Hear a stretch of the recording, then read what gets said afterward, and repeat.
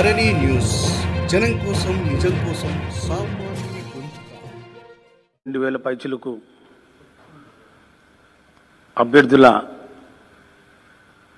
భవితవ్యం మీద డిఎస్సి 2008కి సంబంధించి దీర్ఘకాలికంగా అపరిష్కృతంగా ఉన్నటువంటి ఆ యొక్క అభ్యర్థుల భవితవ్యానికి సంబంధించి ఒక కీలకమైన నిర్ణయాన్ని ఈరోజు ప్రకటించడానికి ఒక సమావేశం ఏర్పాటు చేయడం జరిగింది.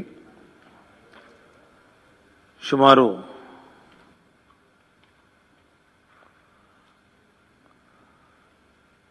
13 సంవత్సరాలకు సంబంధించినటువంటి అంశం ఇది.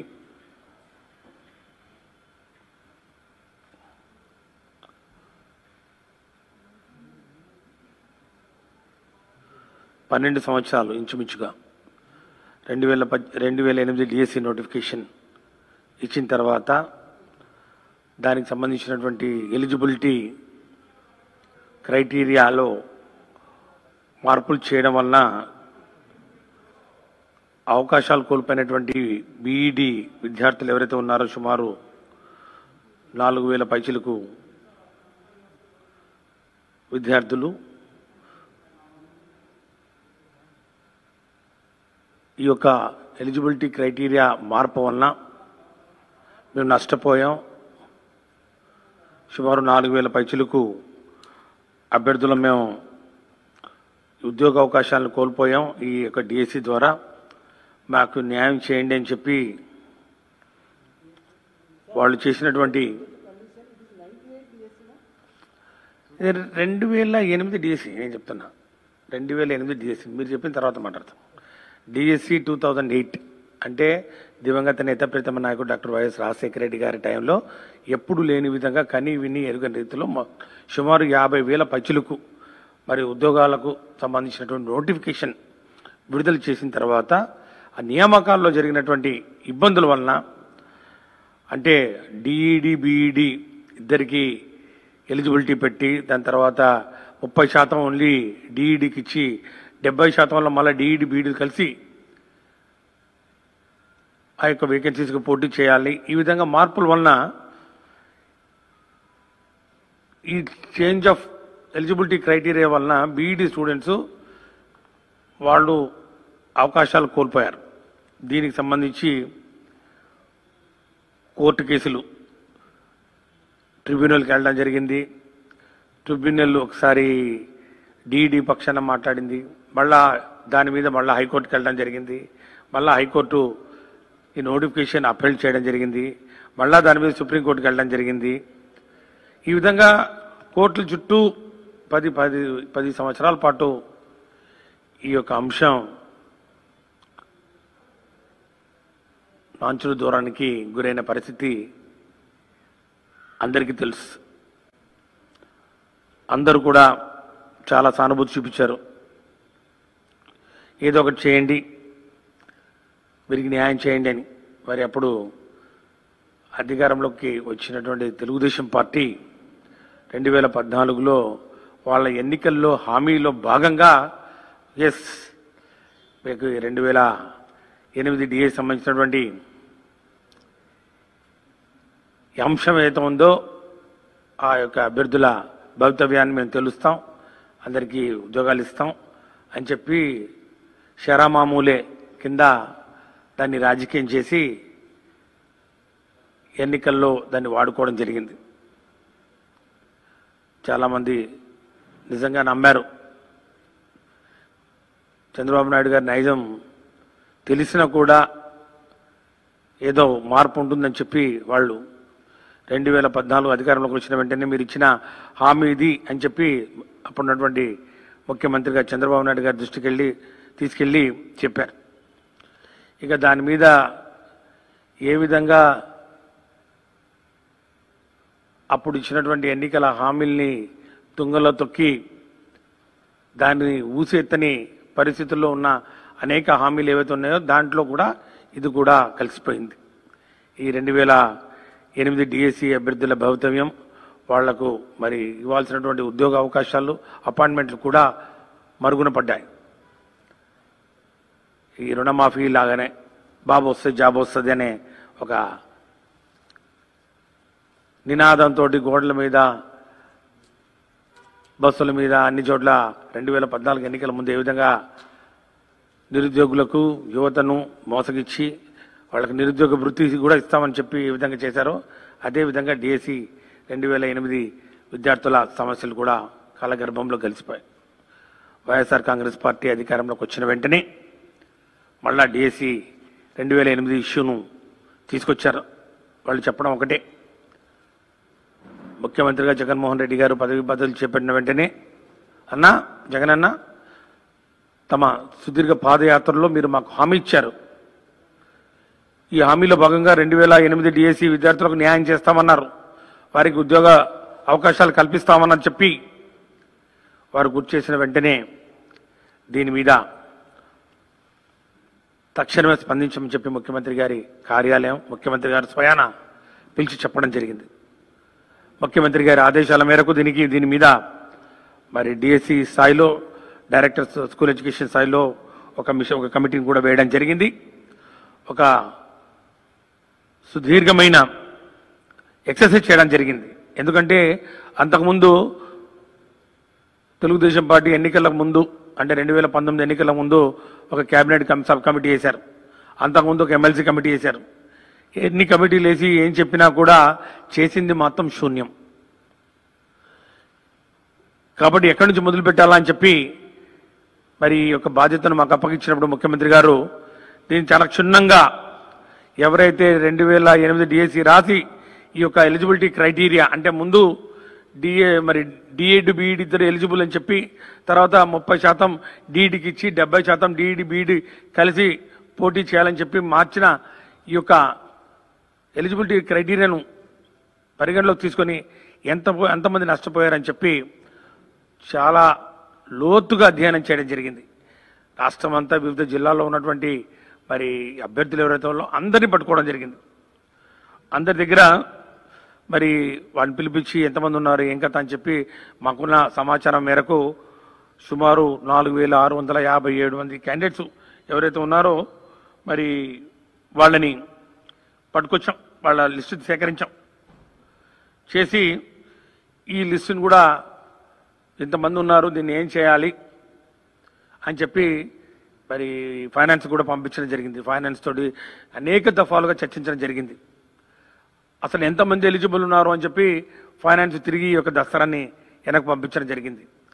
మళ్ళా తర్వాత అందరినీ పిలిపించుకొని ఒకరి తర్వాత ఒకరు ఎంతమంది ఎలిజిబిలిటీ ఉన్నారు, ఎంతమంది 2008 తర్వాత జరిగినటువంటి డిఎస్సి నోటిఫికేషన్లో మరి వాళ్ళు చేరిపోయారు అనే అంశం మీద కూడా పూర్తిగా అధ్యయనం చేసిన తర్వాత 2193 మంది అభ్యర్థులు విల్లింగ్నెస్ ఇవ్వడం జరిగింది.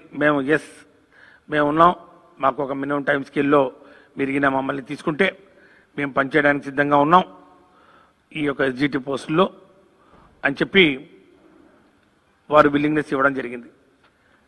ఆ విల్లింగ్నెస్ ఇచ్చిన తర్వాత తిరిగి మళ్ళా డైరెక్టర్ స్కూల్ ఎడ్యుకేషన్ దీని మీద మళ్ళా చీఫ్ సెక్రటరీ గారు అడిగినటువంటి అనేక క్వరీలకు సమాధానాలు చెప్తూ మళ్ళా ఫైనాన్స్లో వాళ్ళు అడిగిన ప్రతి ప్రశ్నకు ఓపికగా అనేక పర్యాయాలు వెళ్ళి సమాచారం అందించడం జరిగింది. అందించిన తర్వాత ఈ యొక్క 2193 మంది అభ్యర్థులు ఎవరైతే ఉన్నారో నష్టపోయారో, వీరు తమ విలువైన సమయాన్ని కూడా కోల్పోయారు. 12 సంవత్సరాల సుదీర్ఘ నిరీక్షణ మరి తర్వాత మరి వీరికి ఏదో ఒక జీవన భృతి కల్పించాలి వీళ్లకు. ఈ యొక్క డిఎస్సి 2008 ఈ నియామకాల ప్రక్రియకు ఒక ముగింపు పలకాలి, చరమాంక దశకు వచ్చింది అని చెప్పి మరి దీని మీద అన్ని కోణాల్లో పరిశీలించి సానుకూలంగా ఈ యొక్క దసరాన్ని ముఖ్యమంత్రి కార్యాలయాన్ని కూడా పంపించడం జరిగింది. మరి దీని మీద చర్చించి మరి ముఖ్యమంత్రి గారు స్వయాన ఈ యొక్క అంశాలు అయితే చెప్పడం జరిగిందో వీరు ఈ యొక్క 2193 మంది అభ్యర్థులు ఎవరైతే ఉన్నారో ఫైనాన్స్ క్లియర్ చేసినారో మరి ఆ మానవతా దృక్పథంతో ఒక ప్రత్యేకమైన పరిస్థితుల దృష్ట్యా దీనికి మాత్రమే వర్తించే విధంగా ఈ యొక్క 2008 డిఎస్సికి మాత్రమే వర్తించే విధంగా ప్రత్యేకమైన పరిస్థితుల్లో మానవతా దృక్పథంతో ఖచ్చితంగా ఈ 2193 మంది క్యాండిడేట్స్కు మినిమం టైం స్కేల్లో ఎస్జిటీలుగా తీసుకోవాలని చెప్పి సూత్రప్రాయంగా ముఖ్యమంత్రి గారు దీనికి ఆమోదం తెలిపారని చెప్పడానికి చాలా సంతోషిస్తున్నాం. ఈ యొక్క విషయాన్ని మరి ముఖ్యమంత్రి గారు ఢిల్లీ పర్యటనలో ఉన్నారు కాబట్టి వారు వచ్చిన వెంటనే మరి ఈ యొక్క దస్త్రం మీద సంతకాలు చేయడం జరుగుతుంది. దాని తర్వాత జీవో కూడా రిలీజ్ చేయడం జరుగుతుందని చెప్పి కూడా ఈ సందర్భంగా మేము తెలియజేస్తా ఉన్నాం. 12 సంవత్సరాల సుదీర్ఘమైన మరి పోరాటం చేశారు పాపం. ఈ యొక్క 2008 డిఎస్సిలో నష్టపోయినటువంటి విద్యార్థులు మరి ఈ ప్రభుత్వం వైఎస్ఆర్ కాంగ్రెస్ పార్టీ ప్రభుత్వం అధికారంలోకి వచ్చిన వెంటనే అప్పటి నుంచి దీని మీద ప్రత్యేకమైన దృష్టి పెట్టడం జరిగింది. దీనికి సంబంధించినటువంటి విద్యార్థులు చాలామంది మా దగ్గరికి రావడం జరిగింది. ఒక అసోసియేషన్గా ఫామ్ అయ్యి అనేక రిప్రజెంటేషన్స్ ఇవ్వడం జరిగింది. ప్రతిసారి వారు వచ్చినప్పుడల్లా వారికి ఒకటే భరోసా ఇవ్వడం జరిగింది. ఖచ్చితంగా ఈ ప్రభుత్వం గౌరవ ముఖ్యమంత్రి వర్యులు శ్రీ వైఎస్ జగన్మోహన్ రెడ్డి గారి నాయకత్వంలో మీకు న్యాయం జరుగుతుంది. ముఖ్యమంత్రి గారు ఇచ్చిన మాట కోసం ఎంత దూరమైనా వెళతారు. ముఖ్యంగా ఈ హామీ ఒక పాదయాత్రలో ఏదైతే ఇచ్చారో ఆ పాదయాత్రలో ఇచ్చిన హామీ ఎలక్షన్ మేనిఫెస్టోలో పెట్టింది కాదు. తెలుగుదేశం పార్టీ వాళ్ళు 2014 ఎన్నికల ఎలక్షన్ మేనిఫెస్టోలో పెట్టి ఏ విధంగా ముఖం చాటేశారో మనం చూసాం. అలా కాకుండా హామీ ఇచ్చారంతే పాదయాత్రలో. దాన్ని పట్టుకొని ఈరోజు పూర్తిగా అన్ని అంశాల్లో అన్ని కోణాల్లో ముఖ్యంగా ఈ న్యాయపరంగా ఎలాంటి చిక్కులు ఉండకూడదు, న్యాయపరంగా ఉన్నటువంటి కేసులు ఏవైతే ఉన్నాయో వాటన్నిటికీ సమాధానం చెప్తూ వాటన్నిటికీ ముగింపు పలుకుతూ సుప్రీంకోర్టులో కానివ్వండి, హైకోర్టులో కానివ్వండి, అడ్మినిస్ట్రేటివ్ ట్రిబ్యునల్లో కానివ్వండి, ఎక్కడున్నా కూడా వాటన్నిటినీ మరి పూర్తిగా సమాధానం చెప్పే విధంగా వాటికి ఈ యొక్క దస్త్రాన్ని తయారు చేస్తా ఉన్నాం. మరి ఈ యొక్క జీవోను కూడా మరి చాలా పకడ్బందీగా తయారు చేస్తూ ముఖ్యమంత్రి గారు ఢిల్లీ పర్యటన నుంచి వచ్చిన వెంటనే ఈ యొక్క దస్త్రం మీద మరి సంతకాలు చేయడం జరుగుతుంది. దాని తర్వాత జీవో కూడా రిలీజ్ చేయడం జరుగుతుందని చెప్పి కూడా ఈ సందర్భంగా నేను తెలియజేస్తా ఉన్నాను. కాబట్టి ఈ 2008 డిఎస్సి యొక్క అభ్యర్థుల యొక్క సమస్యలకు ఈరోజు ఒక ముగింపు ఇస్తా ఉన్నాం. ఒక మంచి ఆనందకరమైనటువంటి ఒక న్యూస్ తోటి వాళ్ళందరినీ ఏ ఒక్కరిని కూడా వదలకుండా అందరికీ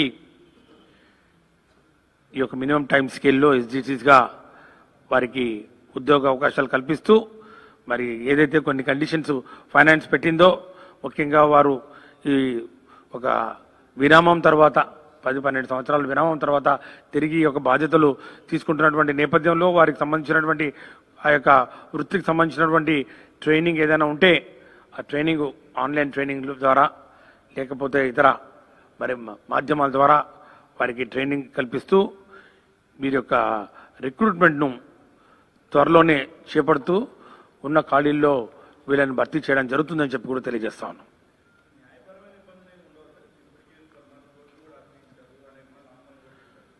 ఇప్పుడు ఎవరికి ఇబ్బంది కలగకుండా డిఈడి వాళ్ళు వాళ్ళకి ఇవ్వాల్సినటువంటి పోస్టు వాళ్ళకి ఇచ్చేసాం. వాళ్ళ యొక్క నోటిఫికేషన్ ప్రకారం మారిన నోటిఫికేషన్ ప్రకారం లబ్ధి పొందిన వాళ్ళు డిఈడి వాళ్ళు కాబట్టి డిఈడి వాళ్ళు లబ్ధి పొంది వెళ్ళిపోయారు. సో చేంజ్ ఆఫ్ నోటిఫికేషన్ ద్వారా ముందు నోటిఫికేషన్ అయినా తర్వాత నోటిఫికేషన్ అయినా ఇక నష్టపోయిన వాళ్ళు ఓన్లీ బీఈడి కాబట్టి వాళ్ళు కోర్టు కేసులో ఉన్నారు. ఇక వాళ్ళకి సంబంధించినటువంటి ఈ యొక్క అంశం ఏదైతే ఉందో దీనికి ఇంత పాజిటివ్గా ట్రీట్మెంట్ ఇస్తున్న మరి దీనికి ఇస్తున్న నేపథ్యంలో ఇంకా కోర్టు కేసులు ఏమి ఉండవు. ఇక వాళ్ళు ఆటోమేటిక్గా కేసులని విత్డ్రా చేసుకునే అవకాశం ఉంది. ఎందుకంటే ఎంతకన్నా మించి వాళ్ళు కోరుకుంది కూడా ఏం లేదు. ఆల్రెడీ వాళ్ళ దగ్గర నుంచి రైటింగ్ మనం రాతపూర్వకం కూడా మనం తీసుకోవడం జరిగింది కదా. రాతపూర్వకం కూడా అందరూ రాసిచ్చారు. మేము ఈ యొక్క మినిమం టైం స్కేల్లో పనిచేయడానికి మేము సంసిద్ధంగా ఉన్నాం, మాకు ఇవ్వండి అని చెప్పి రాసిచ్చిన తర్వాతనే ఈ యొక్క కార్యక్రమాన్ని ముందు తీసుకోవడం జరిగింది.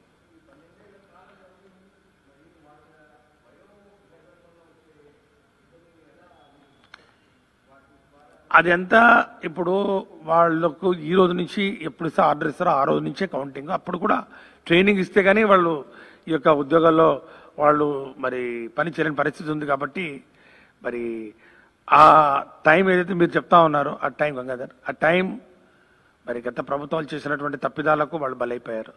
5 సంవత్సరాల కాలం వృధా చేశారు. అంతకుముందు కేసులు కోర్టు కేసులో తిరిగారు. కాబట్టి ఇది కోర్టుకు సంబంధించింది కాకుండా కేవలం వైఎస్ఆర్ కాంగ్రెస్ పార్టీ ప్రభుత్వం గౌరవ ముఖ్యమంత్రి వర్యులు దీనికి ఒక ముగింపు పలకాలని మేమంతటా మేము ఈరోజు ముందుకొచ్చి, కోర్టులు ఎవరు మాకేం డైరెక్షన్స్ ఇవ్వలేదు, సుప్రీంకోర్టులు కానివ్వండి ఎవరు ఏమీ మాకు చెప్పలేదు, హైకోర్టు ఏమీ చెప్పలేదు. మేము మానవతా దృక్పథంతో వీరికి అవకాశాన్ని ఇస్తున్నాం. దానికి వాళ్ళు పూర్తిగా సంసిద్ధతను వ్యక్తం చేస్తున్నారు. రేపు సోమవారం మరి వారు కూడా ముఖ్యమంత్రి గారిని కలుస్తారు.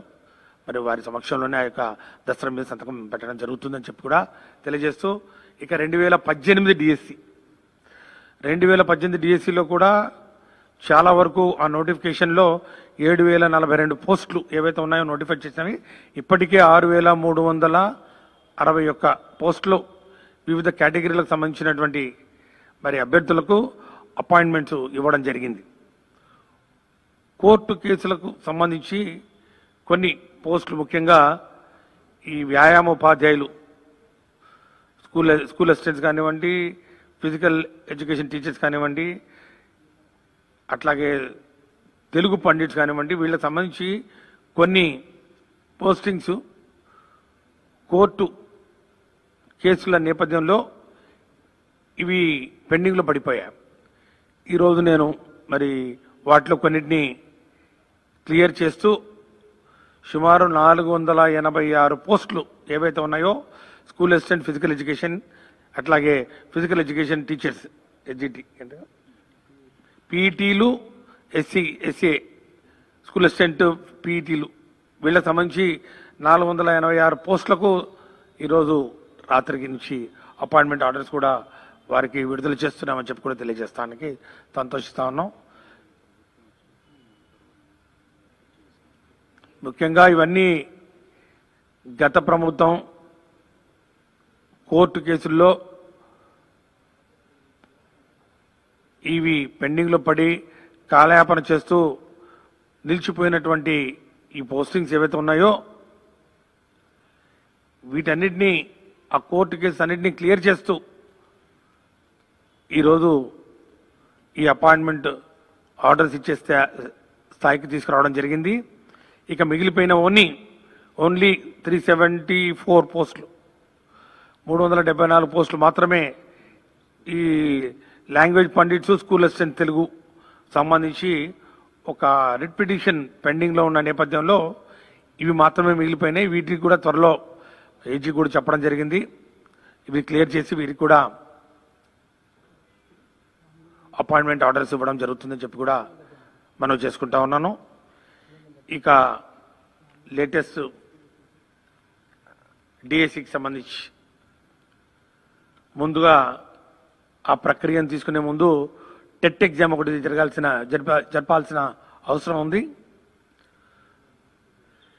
ఈ టెట్ ఎగ్జామినేషన్ జరపడానికి ముందు ఈ టెట్ సిలబస్ ఏదైతే ఉందో అది కూడా తయారు చేయడం జరిగింది. ఈరోజు నుంచి ఆ టెట్ 2021 ఆ ఎగ్జామినేషన్ సంబంధించిన సిలబస్ ఈరోజు వెబ్సైట్లో పొందుపరచడం జరుగుతుంది. ఆ వెబ్సైట్ను కూడా ఈరోజు అనౌన్స్ చేయడం జరుగుతుంది. ఆ వెబ్సైట్లో దీనికి సంబంధించినటువంటి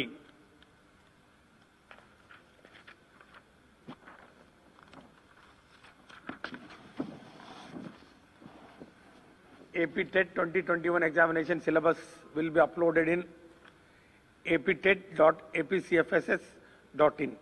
aptet.apcfss.in. ఈ వెబ్సైట్లో అది పొందుపరచడం జరుగుతుంది. దానికి సంబంధించినటువంటి హార్డ్ కాపీస్ కూడా ఇప్పుడు మీ అందరికీ ఇవ్వడం జరుగుతుంది. ఈరోజు అది కూడా ఓపెన్ చేయడం జరుగుతుంది.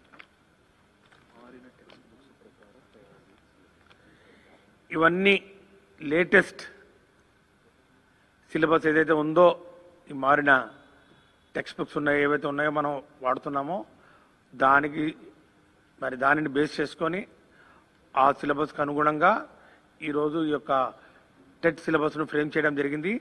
దానికి సంబంధించినటువంటి క్వశ్చన్ పేపర్స్ ఏవైతే ఉన్నాయో 2 question papers 1A 1B and 2A 2B. So ఇవన్నీ దానికి సంబంధించినటువంటి గైడ్ లైన్స్ కూడా అన్ని ఇందులో పొందుపరచడం జరిగింది. ఇప్పుడు దీన్ని రిలీజ్ చేయడం.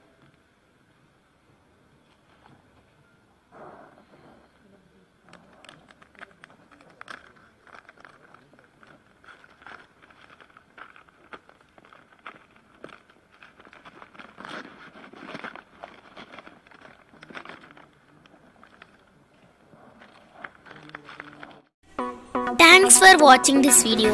Please like, share and subscribe to Dharani TV.